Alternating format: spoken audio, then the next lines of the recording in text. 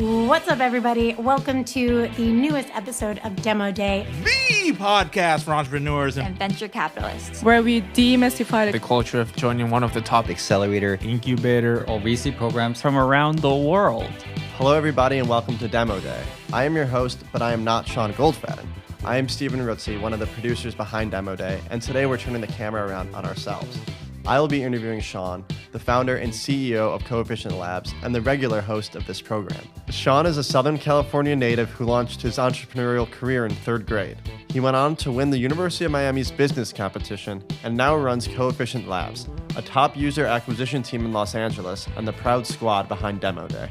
Please enjoy this special two-part episode on our founder, Sean. This will be the season 1 finale. If you haven't yet, please subscribe on Apple Podcasts and leave a review. Season 2 is soon to follow. Without further ado, let's get into Demo Day.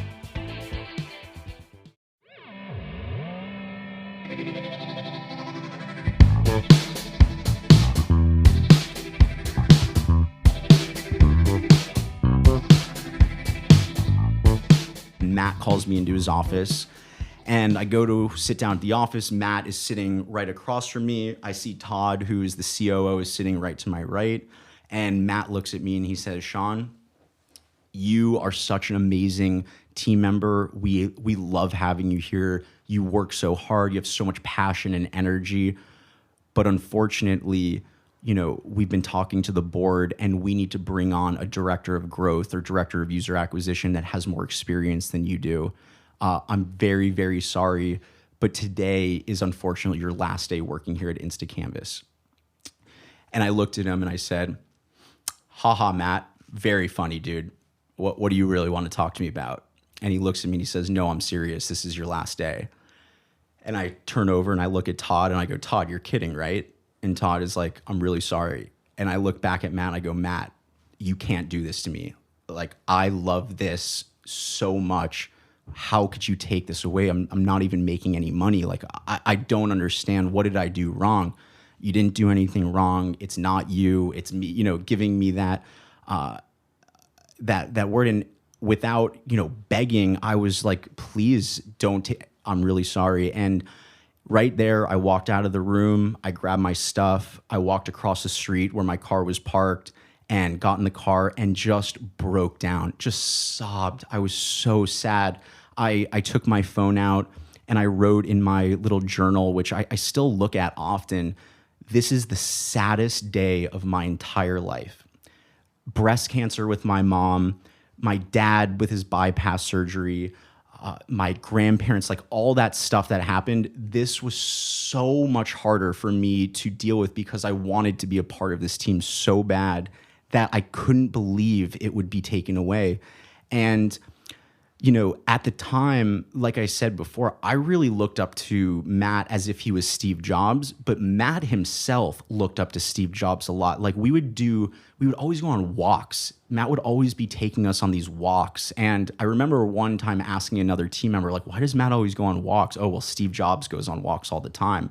So there was something in my head that was like, what does Steve Jobs have to do with this situation? And serendipitously, there was a book that had come out by Walter Isaacson, which was the Steve Jobs biography.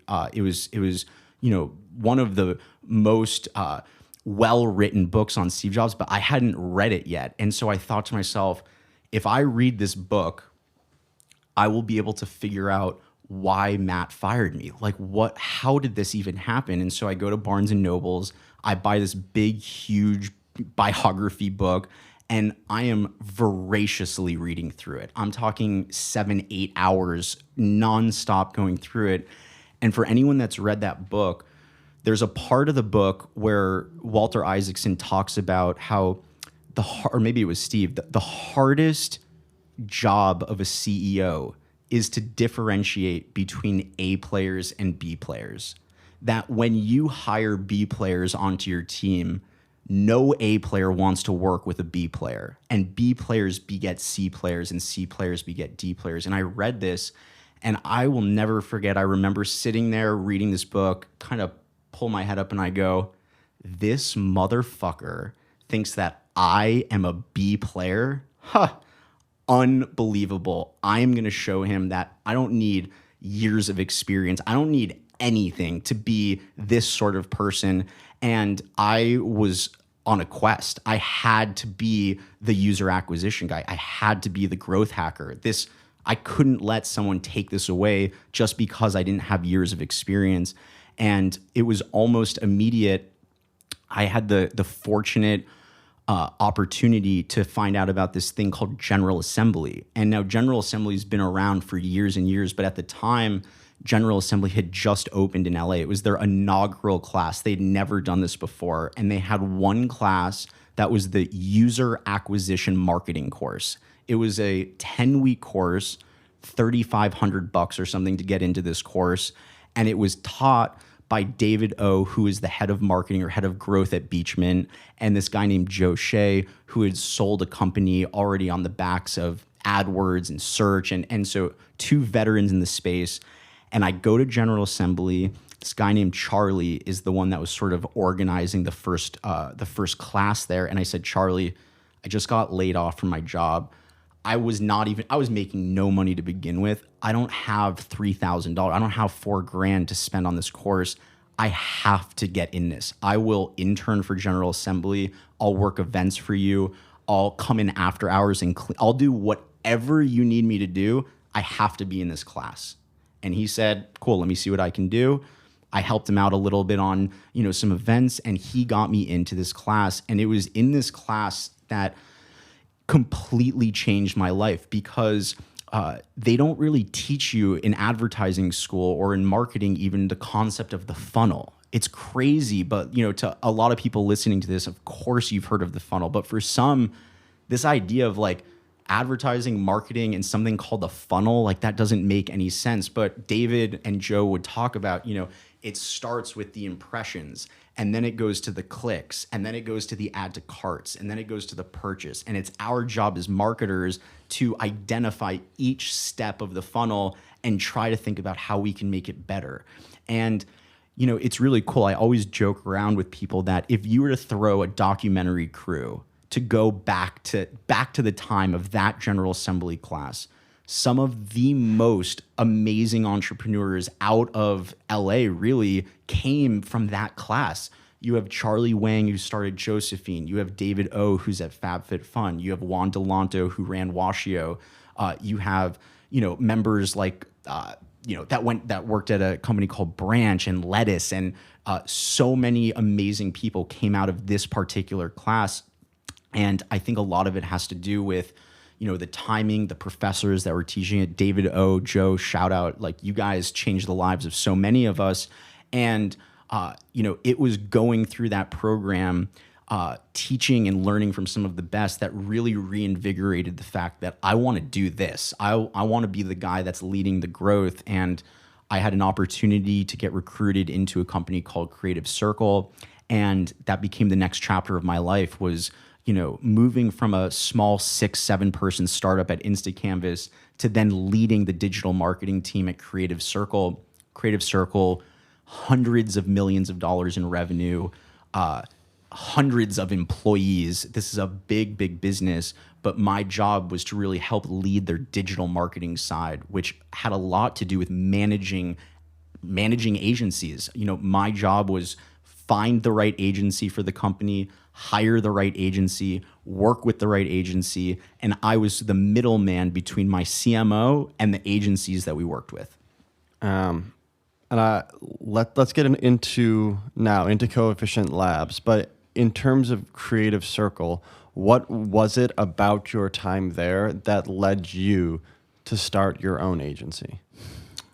I think that there's a couple of things. One, back to our boy Gary Vaynerchuk. He says that what differentiates a entrepreneur from an entrepreneurial tendency is you quite literally feel almost like you're suffocating, that you can't imagine a life where you're not the one running the show.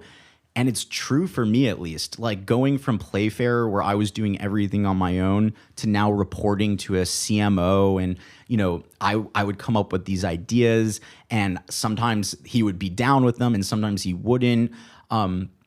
I saw all these opportunities. One of the biggest things was a company called hired.com was just coming out.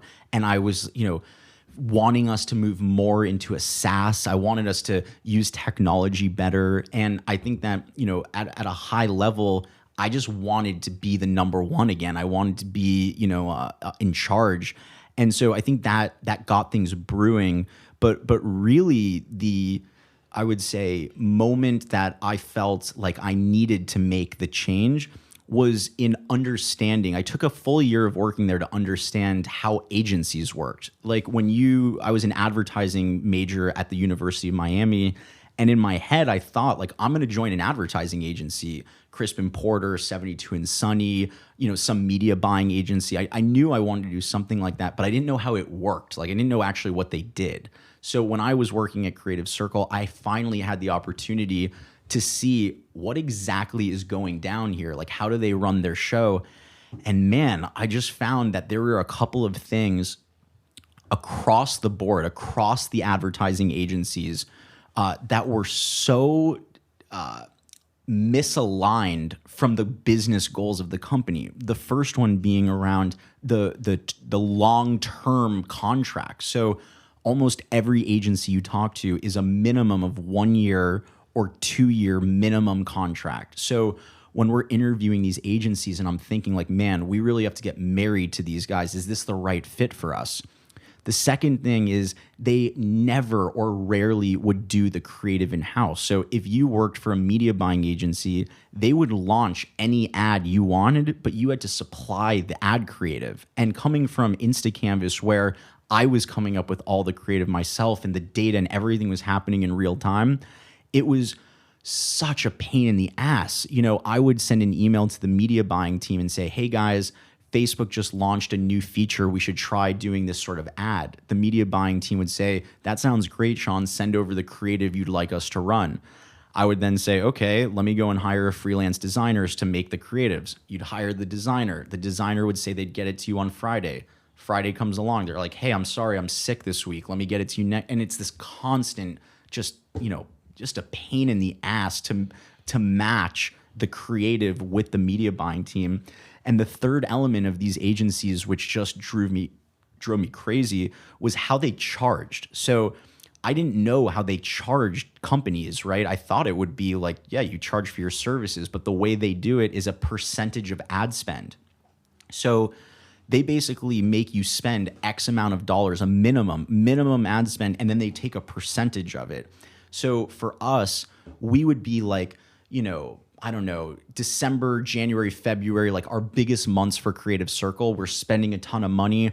All of these agencies are giving us 110%. They're right there with us working, doing the best they can.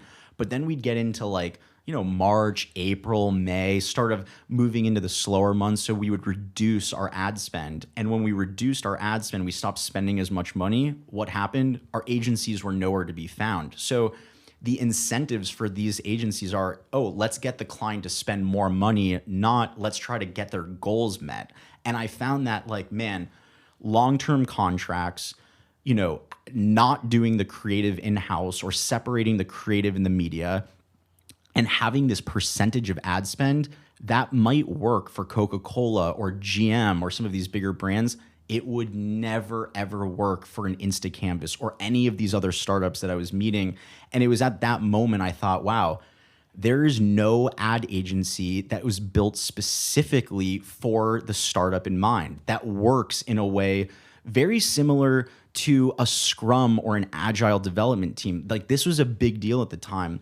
The Lean Startup had just come out. For any of you that have read the Lean Startup, they talk to you about hypothesis testing and experimenting and constantly iterating and pivoting, but no one is doing that on paid acquisition. No one is doing it on ads. And the reason they're not doing it is because everything is so fragmented. You have media buying teams here, you have creative teams here, they don't play nice with each other. And so that was the moment that I thought, I want to build an advertising agency that's specifically built for startups to handle scaling paid acquisition.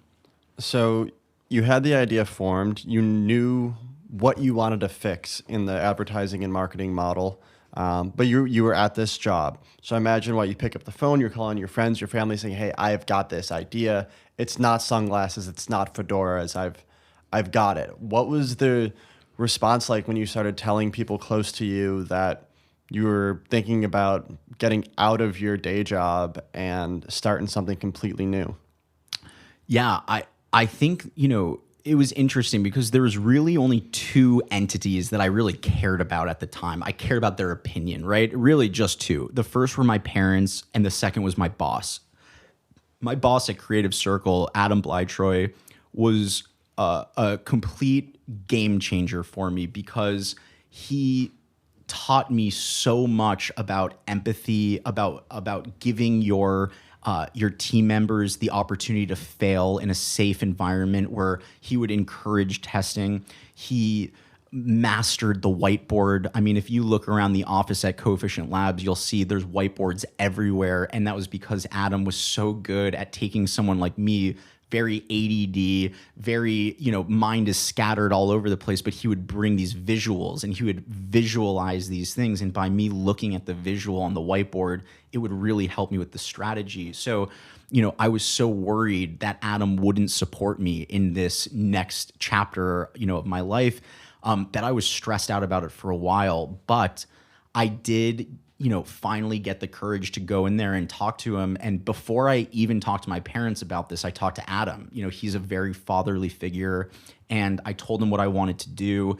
And surprisingly, I was expecting Adam to just be totally on board with it. Like I was because of how great it was, but I definitely rocked him a little bit. When I went in there and told him that I was thinking about in the next month, 2 months, 3 months, starting my next chapter, I could tell, maybe not because he didn't want me to go, but it's like, man, we've really built this tag team together. He was the senior maverick. I was his young gun that was going in, and together we, ran an entire marketing department.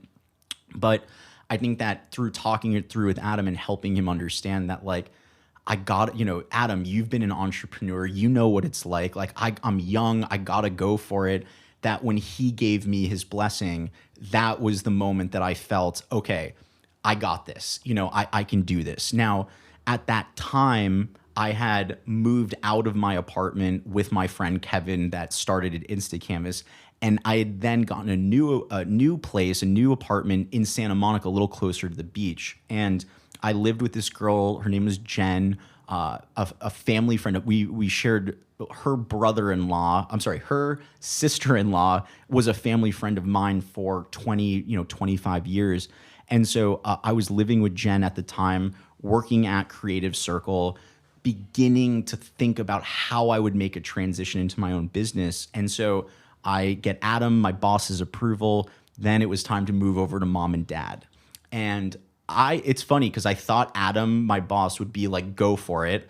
And I thought, my parents would in some way be like, go for it. But I was not expecting really the resistance that my parents gave me, because I think, as a parent, and I'm certainly learning this with my puppy now, and, and getting older, all you want is what's best for your family. And I think, my dad, being a CFO, very conservative guy, knows how risky it is to start a business, knows the ups and the downs, the loneliness, all of the trials and tribulations that I think in his mind, he was trying to protect me from going down that path. And for about the first year or so of CoEfficient Labs, I really didn't get that, it's like my parents are the most supportive, the most, like, do whatever you want that makes you happy. But I definitely remember them thinking, like, this is not the right play for you. You don't have experience running an advertising agency. You don't have, a partner that you're able to grow and scale with.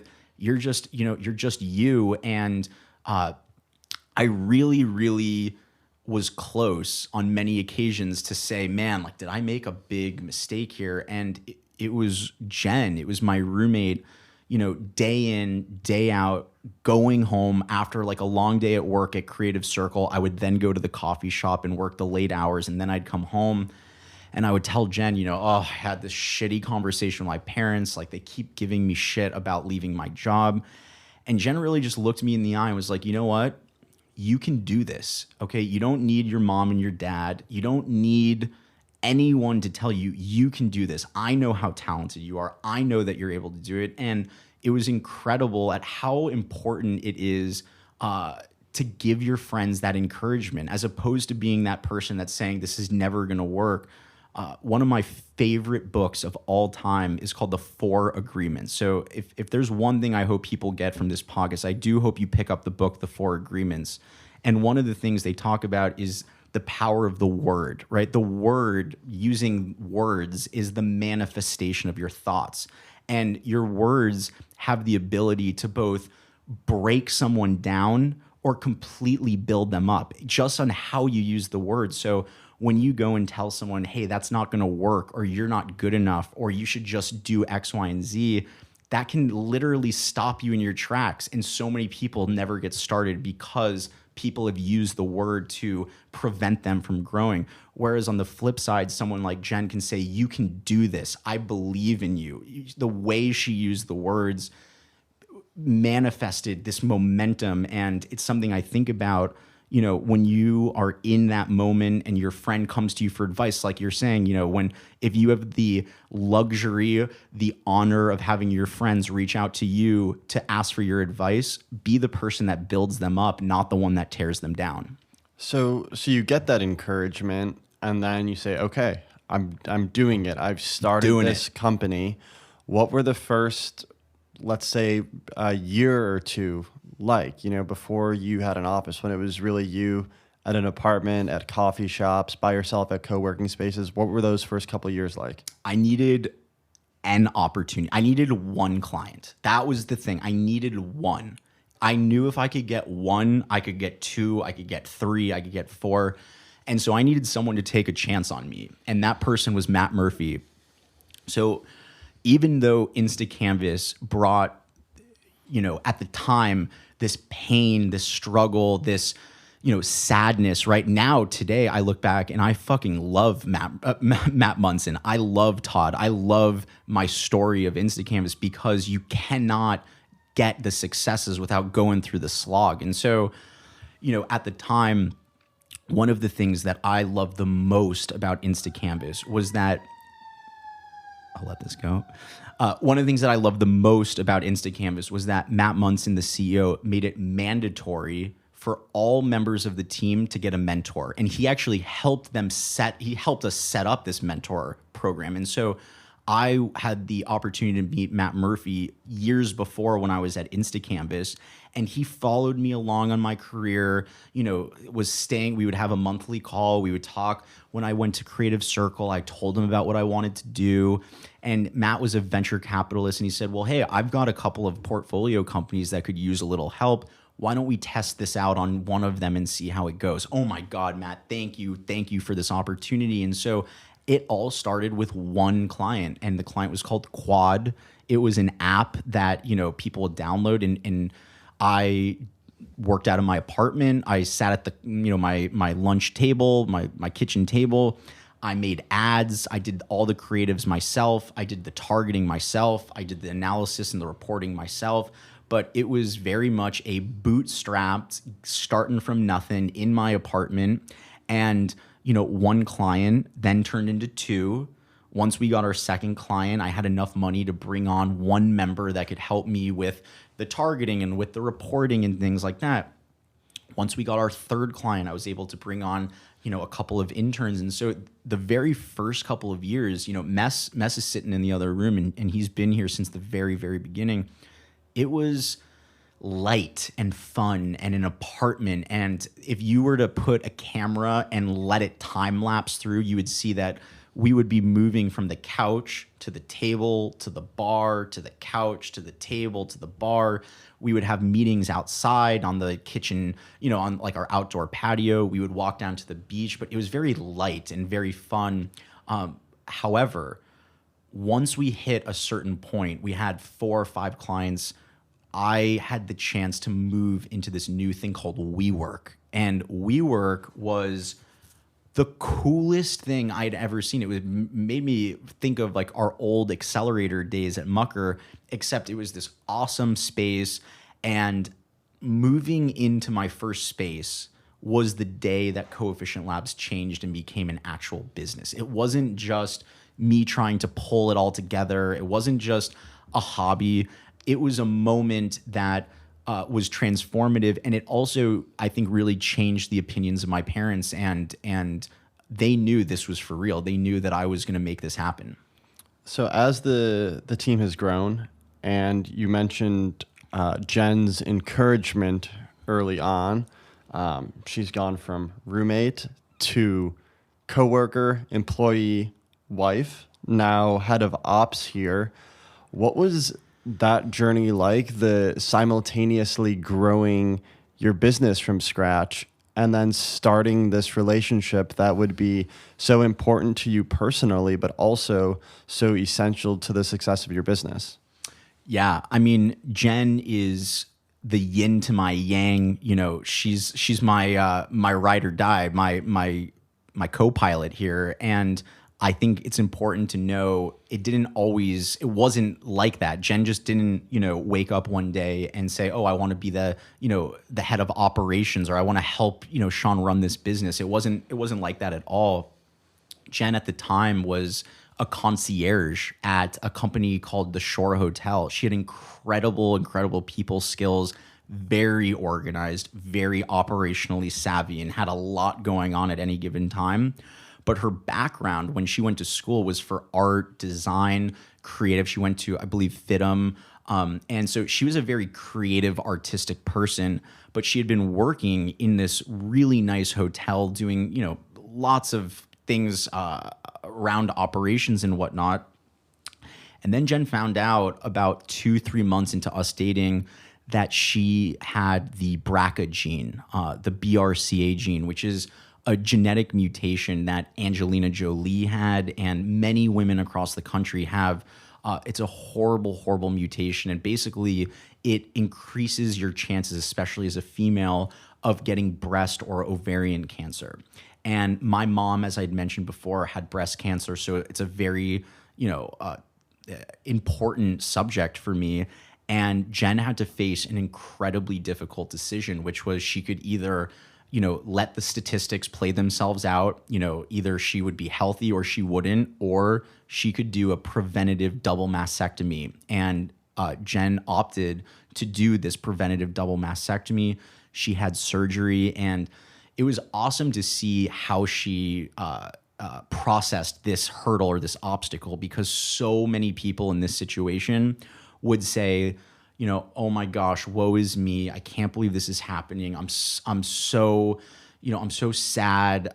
This is so unfair. Jen never said that once. It was always, I'm so lucky that I have the opportunity to be proactive about this. I'm so fortunate that there are all of these other women that wake up and have cancer, and I'm able to be proactive. And it was so refreshing to hear this perspective on it, that when she was on leave, this medical leave, she kind of came to me and said, hey, I do like being a concierge. I've been doing it now for years and years, but I don't think I always want to do this. I love when you and I talk about ads and creative, and I can help you with the different ads. I like doing that. And I said, well, why don't you go and take some classes in Adobe Suite, right? There's Santa Monica City College, there's Udemy courses online, and you've got 8 months of paid leave from this hotel that you can do anything you want, right? And so right then, Jen decided, maybe I want to be a designer. Maybe I want to lean more into this creative, this world that she hadn't really tapped into in years. And so she applied to several classes at Santa Monica City. She started taking hours and hours and hours of Udemy courses, and she quite literally taught herself how to use Photoshop, how to use InDesign, how to start to do layout and web design. And it was during those months that, she started to vocalize the fact that maybe she wanted to try something else other than the hotel. And I was thinking man, I really need some help on these designs. We now have more clients.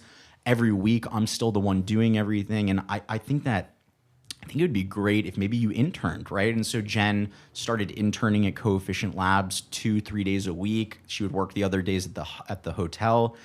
Then like we got another client. We're starting to get bigger, and she'd been now working with me for maybe 6 months, 7 months, and we kind of looked at each other and said, hey, like this is going really great. What if you worked full time as a designer here?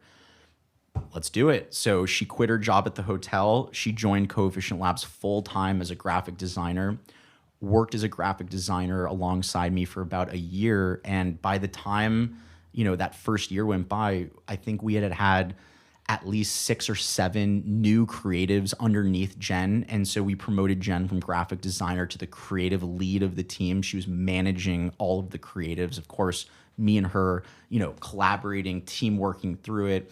But Jen really rose through the ranks from intern to graphic designer to the creative lead of the team. Now as we continue to expand and get bigger and bigger, I think like back to what we were talking about before around putting your players into a position to succeed. I think that's one of the things that, entrepreneurs and CEOs have to be more aware of is what you need to get from right here to across the street is different than what you need to get from here to Europe, right? Like there's different skill sets that you need at different parts of the journey. And right now, the team is growing. We have multiple pods. Jen, who is a phenomenal creative, she loves operations. She loves keeping the train running on time, making sure all the team members are getting what they need to succeed. The business is getting what we need to succeed. And so we mutually work together on transitioning her from a creative role into an ops role where, me and her are still able to work every single day together and keep pushing the business forward. So for other entrepreneurs out there who are building their business and find themselves working alongside the person they love and want to spend the rest of their life with, synthesize for us what the most important thing to keep in mind is when you're working alongside your life partner every day.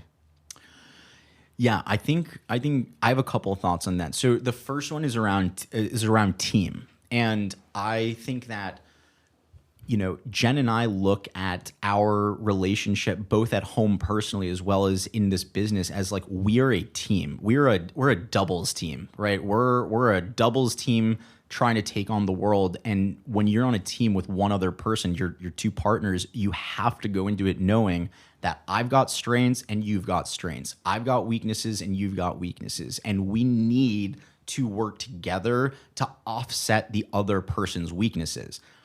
Whether it's through fate or we've had to work at it or whatever, that's where Jen and I fit in the best is like my strengths are her weaknesses and her weaknesses are my strengths. And we start from a position of we are a team and teams are going to go through ups and downs together. But in the down times, like when you're driving on the bus to the soccer game and you lose that big tournament, you get back on the fucking bus together and you go back to practice. And I think that knowing that you're a team, thinking about this concept of strengths and weaknesses, I one of my favorite exercises to do, I recommend this exercise to every CEO, regardless if you're working with your significant other or just your employees. I had Jen write down every single task that she did as the creative lead, every one of them, little, big, everything. There's a list of maybe 30 or 40 different bullet points. Oh, I come up with new ads. I design this and that. I have to manage my team. I've got to, manage the HR. Here's all the things that I'm doing. And I had her go in there and highlight in green the bullet points that really brought her alive, that made her feel like she was adding a ton of value, that made her feel charged up. Okay, like I think about this concept of charge. Like some things, when you do them and you're great at them, actually charge you up. Like when you're a forward in soccer and you score a goal, charges you up. It plays into your strengths. Or when they take you and they make you play on defense and then they score on you, you feel like a fucking loser, right? Like, so I had Jen mark every single bullet that made her feel charged up. And I had her write down every single bullet and mark every bullet in red that made her feel like she was taking away energy, things that were making her feel worse about herself or that she wasn't prepared for, things like that. And when you have this clear, visual of these are things that charge you up, these are things that make you feel like shit, let's do it easy. Let's put more emphasis into the charge, and let's find ways to reposition, redelegate the weaknesses. And so I think, that would be number 2, is focus on the charge. And then number 3, and this is again, something that I think is crucial, especially if you're working with a significant other. It could be your best friend, it could be your husband, your wife, your brother, your sister, any of that. When you have an argument, when things don't go away, you fucking end it with an I love you. You end it with a hug. You end it not on the negative side, because you're in this together. And, working with my best friend, I've got a lot of people in my business, in my life, that we've grown together, but it comes with this open conversation around, hey, we're all rowing in the same direction. We're all trying to do our absolute best here. And there's going to be times, and I've certainly have had to pull you outside and say, hey, we need to redirect. We need to course correct here. But it ends with a hug. It ends with an I love you. And I think that is, I hope I can say this forever, that I can understand. I have so many friends that go, I could never work with my significant other. Why not? Why? Because you don't want to put the time to really think about their weaknesses and your strengths, or your weaknesses. And I think it comes down to that ego. And I really think what makes Jen so special, especially here at this company, she has no ego. So many people would feel like my identity is being taken away from me because I'm not the creative lead. Now I'm doing ops. If you changed my title, I would literally feel like my identity is leaving. So I, commend Jen so much for removing her ego and only focusing on how can we drive the business forward. So while we're talking about family, and sort of the history of your family, the different illnesses, and Jen, I want to talk about your brother Josh a little bit, who I very sadly never got the chance to meet, but you did share a short story collection of his with me while we were in college that I absolutely loved reading through. But I know that Josh was sort of always an inspiration for you, and continues to be so. So could you just talk a little bit about that relationship with your brother? Absolutely. So my dad and mom, but my dad from his first marriage has 4 sons: Brian, Josh, myself, and my little brother Adam. And he has what I call the greatest statistic of all time, which is he had a son in the 60s, the 70s, the 80s, and the 90s. So the ages spread between myself and my little brother Adam, my older brother Josh, and Brian. We've always been very spread, but we've had a tight-knit relationship forever. I have fond memories of every Christmas spending, Christmas together and opening presents and, playing sports and going to graduations and all of these amazing experiences. And I believe, I can't remember exactly when it was the first time I found out Josh was sick, but I believe it was sophomore year at Miami. I was just moving with you, and Josh had gone in to the doctor and found out that he had a mole on his neck or his shoulder that was malignant and was actually a cancerous. It was a melanoma, and a fairly aggressive melanoma. They found it at stage 4, so it was already a very bad situation. But I don't think I realized how bad it was. I was just gotten to college. I was starting up Fedora Stora. I didn't realize that how important skin cancer. I'd seen my mom have breast cancer, and she was fine and got through it, everything. So I think that I didn't realize at the time how serious it was. And Josh didn't make it much easier because he always had a smile on his face, always was positive. I remember every time we would call each other, if the other person didn't pick up, we would leave a message that would go, "What's up?" Like the Budweiser commercial. And I vividly remember these messages and it would even be like we would let the just go on for like as long as our breath could go, and it would just crack me up. And so Josh and I were incredibly close, although we didn't get to spend too much time together. Josh was a professor at NYU. He taught creative writing and taught students how to write short stories. He was a published author. He had a book, and he just had a persona around sweetness. He was a sweet person. He was never difficult. He wasn't opinionated. He was just a sweet guy. And,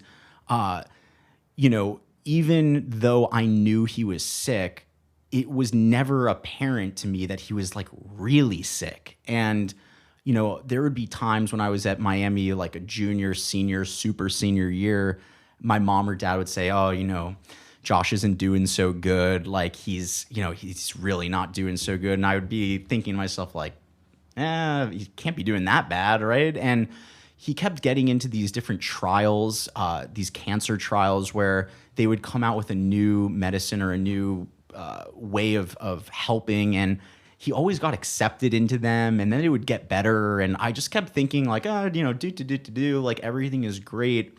And it wasn't until I got back to California in 2014, 2015 that I really like realized like how sick he was. Like they had to take like part of his neck out. They took out the cancerous part here, and they had to like use cells from like his leg. The cancer spread to his knee. They had to do a knee replacement. It went to his hip. It was just like every time I would hear about this, I'd be like, wait, what? Like really? Like this is happening to him? But he would kept getting into these experimental treatments. And I just always thought that like he would come out of this thing somehow, some way. And what was really sad about, Josh is that he was constantly fighting against the clock of technology. Like, there have been so many monumental shifts in technology every year, like all of the experimental drugs that were coming out. I just believed that he was going to beat it. There's all the stem cell therapy and treatments coming out, and he would always get accepted because of the fact that he was so sick. Again, even though I didn't know really how sick he was. And I think it was maybe around, I want to say like early 2015, we all went to Vegas from, I believe it was my little brother's 21st birthday. It was Adam's birthday. Me and Brian and Josh and Adam, my dad, my mom, we all go to Vegas. And Josh was like, he was so sick the night we were at dinner that he couldn't really go out with us that night. He was really sick, and it was like, man, it was really the first time I had seen him, because he's in New York and I don't get to spend that much time, that I really realized like, wow, he's really not doing so well.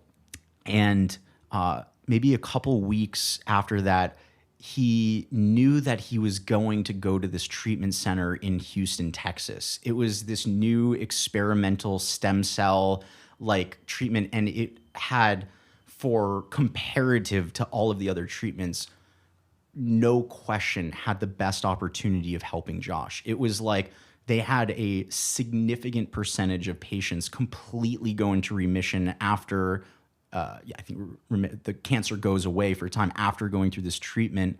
And all of us, my mom, my dad, myself, my brothers, everyone was so excited that he was going to get into this treatment. He got qualified for it. It was just a matter of time for them to bring him to Houston to do this.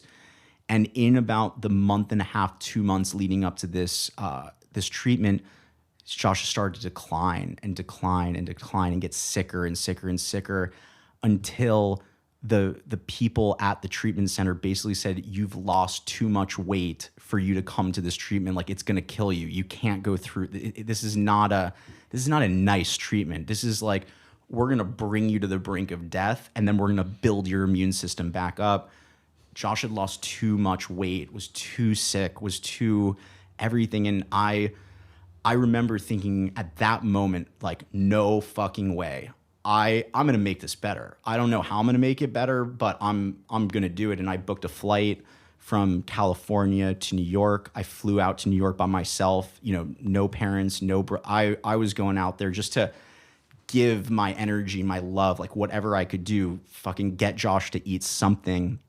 And I sat with him in the hospital. You know, each day I would go in there, and I could just tell like he was not getting better, and he was not able to keep his food down. And, you know, I flew back home, and it was so heart-wrenching, but I still remember like the quality of time we got to spend together, just shooting the shit, talking about girls, you know, talking about what was going on with me. Josh hated talking about like how he was feeling or anything like that. And I got home, and, you know, it was almost like still, even after going home, I thought like he's going to get there. He's going to make it to Houston. I know he's going to be able to do it. And, you know, a week went by, 2 weeks went by, and Josh called the family and basically said, I don't want to do it anymore. You know, I'm done. I've been fighting this for so many years now. I've been sick for so long. I'm so much pain in my knee and my neck and all of these things. Like, I just don't fucking want to do it anymore. And it was incredibly hard for me to hear that as someone that just believes that you can will your way past these things. And there was a finality to it. It wasn't anyone trying to push him towards doing anything. It was Josh's decision. And from that moment on, we started thinking about how could we make this the best situation under the circumstances. And knowing that Josh did not want to go to Houston, he just was done. He was fucking done. And he, you know, hospice was the next play. And his options were to go to hospice in New York City, or we could have an alternative. And the alternative for us was to bring Josh back to my home, our home in Manhattan Beach, where I grew up, where my little brother grew up, where I've spent all the years of my life. And we turned our home house into a hospice for Josh. And, you know, we flew out, or his best friends flew out from New York and New Jersey and all across the globe. And our house was like a hotel for about 10 days, you know, just filled with like love and happiness and togetherness. We played video games. We brought, you know, the doctors to Josh, got him everything he needed. And in the most heartbreaking, anger-filled, wanting him to make it, all of it, it was so beautiful to say goodbye to my bro and do it in a way that was respectful to him and his wishes, that gave our family the opportunity to come together. And Josh's passing is a constant reminder to me of, you know, life can turn so quickly. And when my friends say like, man, Sean, you have so much energy, you have so much passion, like you go out, you know, let's go Monday, let's go Tuesday. I think it comes from like, you know, Josh didn't get that opportunity of being like, fuck yeah, like let's go for it. So I live that way. I try to make the most that I can, because not everyone gets that shot. And that's where my positivity comes from, in that, you know, not every day is guaranteed, and you always have to give your best. Thank you very much for sharing that with us and with everybody. You know, knowing your family as well as I do, I know how close you all are, and you know, having been at your wedding and everything, how much you all look out for each other and stick up for each other constantly. If there's one part of Josh's personality, either that you have or you wish you had, what would it be? So, you know, there's a guy, I don't even know what you would call him, a business guy, a business personality, Bob Bay, the bearded man. He doesn't even know who I am, but I'm going to make a shout out to him. He doesn't sound real. He doesn't sound real, right? But you know what's up, Bob Bay. I've been following him. He posts on social, and he recently got this tattoo on his arm, and it says "Keep going." And when I think about Josh, or really when I saw him post that and I saw that tattoo, I thought, like, man, that really personifies Josh to me. That this concept of, like, even when you're so sick, like, even when everything is stacked against you, you have to keep going. And I think that's the thing that I take the most away from my big brother, is that he just kept going until there was nothing in the tank. And, like, for him to be able to go out knowing that he put it all out on the fields is something that I admire so much. Let's shift back now in the sort of last little bit of our conversation here about CoEfficient Labs and what you've got going on right now. So any big changes in the last 6 months, or things you're really excited for looking at the next little bit in the end of Q4? Well, I mean, I think the biggest changes to CoEfficient Labs has been moving away from, like, everything being on my shoulders, right? Where I was always the guy that would report to the CMO, or I was the guy that would have all of the ideas. I was always this individual contributor, like they call it. Whereas now I've had to transition more into that goalkeeper mentality, that I'm part of a team now. We have to delegate. We have to bring the mission, right? We have to set the right alignment and the right tone. So I think the biggest change to CoEfficient Labs from when we started the business, when it was just me and a couple, people grinding it out, to where we are now, is really how we form our team, how we operate. How do we help startups scale, right? The problem that CoEfficient Labs solves is there are all of these startups seeking their next round of funding, seeking survival, trying to get users and customers. Like, everything around their survival is predicated on, can we grow? Can we get new members and new people to try us out? So for CoEfficient Labs to be a tool, a provider, a partner that helps them get there, makes me feel like we're helping these startups, reach their goals. We're helping these startups survive. So there's a great amount of good vibe and honor around helping them get to this milestone. But how do we do it, right? Like if that's our why, then how? And that's really in this formation that we call the pod, or a growth pod. And so if you've ever worked with an ad agency or a media buying agency, you typically work with like a media manager or a coordinator or an account representative or account manager, whatever you want to call it. But you don't ever really talk to the creative team, or you don't really get to talk to the media buying team. You're working with this person that's sort of your kind of like your project manager. Whereas at CoEfficient Labs, what we realized is that if you want to scale on Facebook and Instagram, if you really want to grow, you have to constantly be testing new creatives, new targeting, new experiments, but you have to constantly be moving. And the only way that you can do that successfully is if you have the right people constantly working on these different assets, right? On these different areas. And so what we do at CoEfficient Labs is we've created a formation that we call the pod. And every startup that we work with gets a pod, or a growth pod, to work with, which is made up of a growth lead that runs all of the day-to-day marketing. They're the ones changing the experiments, working in the ad account, managing the media buys.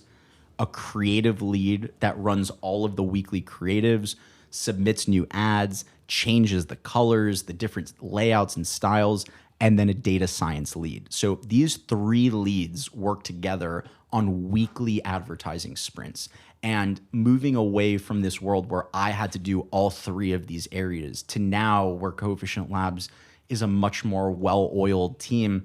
We really have figured out that what makes us different, what makes us special, is the fact that we've really nailed the pod structure in helping startups scale. So if the previous 12 months involved the formation of the pod and sort of a rethinking of how you were going to offer services to startups, what does the next 12 months have in store now that you kind of have a firmer idea of how exactly this machine runs? Yeah, I think that, while putting the right people in the right seats is probably the biggest job of a CEO and something that I've been working on constantly getting better and better at. I think that, some of the areas that we've been focused on this year and into next year as well has been great now that we have the foundation, right? If you think about like a big building, it always starts with the foundation. And I feel like, over the last several years, we've really been just tightening that foundation and just applying layer by layer. And now that our foundation is there, it's really about growing, right? Around scaling, just like we do for our clients. It's now the same thing for CoEfficient Labs. And so, it always starts when it comes to scaling around thinking about who your customer is. Like, who is your customer? And while our customer is, startups, the CEOs of startups, what we realized is that we're actually a much better fit for venture capitalists. We're a much better fit to partner with these VC funds to offer help or services to their portfolio when needed, as opposed to just going directly to, the CEOs of these companies. So when we shifted our focus maybe 6-8 months ago from just going after companies, smile and dialing and sending out emails and cold outreach and drips and all of this, what we found is, rather than focusing on the hundreds of thousands of startups, what if we focused on the 20 to 30 VCs that we want to build a great relationship with?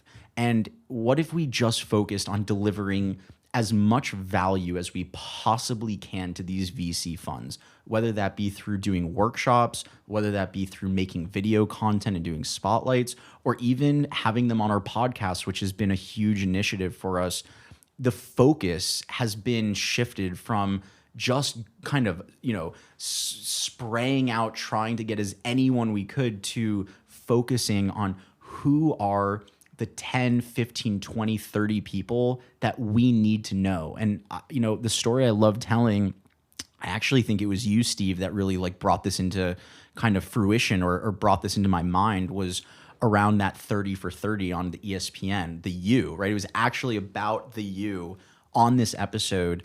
And they were talking about, who's the coach they were talking? Do you remember the coach? It was one of Jimmy Johnson in the 80s. They're talking about Jimmy Johnson, one of the best coaches of his time for college football. And they said, the reason that Jimmy was so good at recruiting and building, his team is he quite literally drew a map. Like, he took a piece of paper out and he said something to the effect of, if you are, west of Coral Gables and you're east of US 1 and you're north of Ponce de Leon, but he basically drew out the grid of Miami and said, if you're in this box, if you're in this square, you are going to know who University of Miami is. You're going to know who I am.